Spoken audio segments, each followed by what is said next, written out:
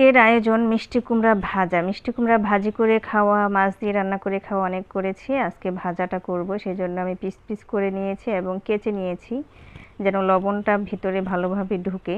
আমি পরিমাণ মতো লবণ দিয়ে দিলাম এবং দিয়ে দিব হাফ চামচের মতো চিনি। চিনিটা দিলে মিষ্টি কুমড়ার টেস্টটা পাওয়া যায় এবং আসল টেস্টটাই আসে। চিনি না দিলে মিষ্টি কুমড়া কখনোই মজা লাগে না। অনেকে বলবে হয়তো এই মিষ্টি কুমড়া তো এমনিই মিষ্টি, চিনি দেওয়ার কী দরকার? চিনি না দিলে মিষ্টি কুমড়ার টেস্ট আসবে না। এখন দিয়ে দিবে একটু আদা রসুন বাটা, এটা স্কিপ করা যায়, না দিলেও চলবে। আমি একটু দিয়ে দিলাম আর এটা এখন ভালোভাবে মেখে নিলাম।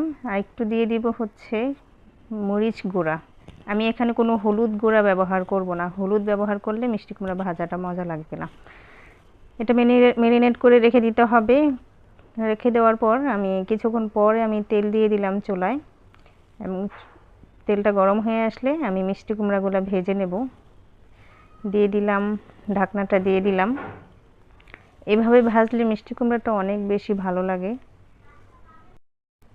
এক সাইড হয়ে আসলে এটা উল্টে দিতে হবে, উল্টে দিয়ে আবার ঢেকে দেব।